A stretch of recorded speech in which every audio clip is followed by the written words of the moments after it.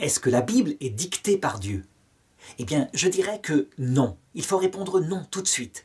Et pour bien le comparer, nos frères musulmans peuvent permettre de comprendre. Ce que dit la foi musulmane, c'est que les écritures juives et les écritures chrétiennes ont été falsifiées. Parce que justement, Dieu n'avait pas dicté mot à mot. Et pour éviter cela, il a choisi un homme, appelé Mohammed, qui était inculte. Et il lui a dicté, en lui demandant d'apprendre par cœur chaque mot. Beaucoup ont appris avec lui, et ça a été mis par écrit un peu plus tard. C'est ainsi que se justifie la force du Coran. Eh bien, l'Ancien Testament, comme le Nouveau Testament, ne fonctionne pas du tout comme cela. C'est plutôt de la façon suivante. Il y a de vrais hommes, des hommes qui pensent par eux-mêmes, avec leur mentalité.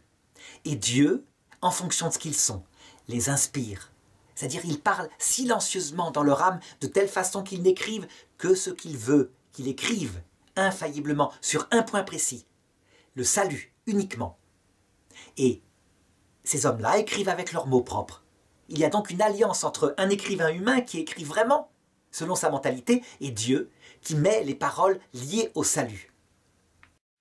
Voilà pourquoi, sous des mots qui parfois sont des erreurs scientifiques, peu importe, eh bien, réellement, ce que Dieu voulait dire, il le dit. Je vais donner un exemple. Dans le premier chapitre de la Genèse, il y a une grosse erreur scientifique. Les plantes vertes portant des fruits sont créées le 3e jour, et voilà que le soleil, la lune, les étoiles n'apparaissent que le 4e jour. Certains, ce qu'on appelle des fondamentalistes, disent « mais c'est pas grave, la lumière du début, la lumière du cosmique éclairait une terre errante avec des arbres dessus. » C'est évidemment impossible. Donc des écrivains humains ont écrit avec leur cosmologie de leur époque. Eh bien, infailliblement, qu'est-ce que révèle l'Esprit Saint? Que le soleil, c'est une grosse lampe. C'est pas un Dieu. Voilà pourquoi c'est infaillible, inspiré par Dieu, dans ce qui concerne la doctrine du salut.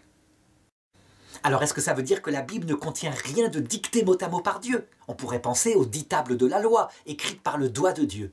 Eh bien Moïse les a cassées, parce que le peuple s'était donné à l'idolâtrie et il les a réécrits par lui-même. Donc quelque chose où son humanité passe. Or, on a bien un texte dicté par Dieu, dans le livre de Daniel.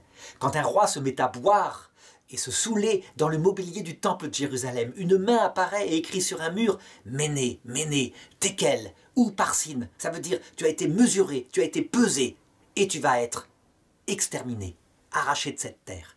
Et le roi même, le soir même, est tué par une révolte de son peuple. Je crois que c'est l'un des seuls exemples bibliques où il y a une dictée mot à mot. On aurait bien aimé savoir ce que Jésus a écrit sur le sol quand la femme adultère était presque à être lapidée. Mais ce n'est pas dit. Donc, même dans le Nouveau Testament, les apôtres ont rapporté les choses selon ce dont ils s'étaient souvenus ou selon des enquêtes qu'ils ont faites. L'ordre est donc le leur, et ce n'est pas dicté mot à mot, ça passe par leur mémoire, c'est ce qu'on appelle la sainte tradition. L'Esprit Saint, évidemment, protège, et ils n'écrivent, au niveau du sens, que ce qu'il a voulu, infailliblement, concernant ce que c'est que le salut, donc comment aller au ciel, et ce que c'est que le ciel.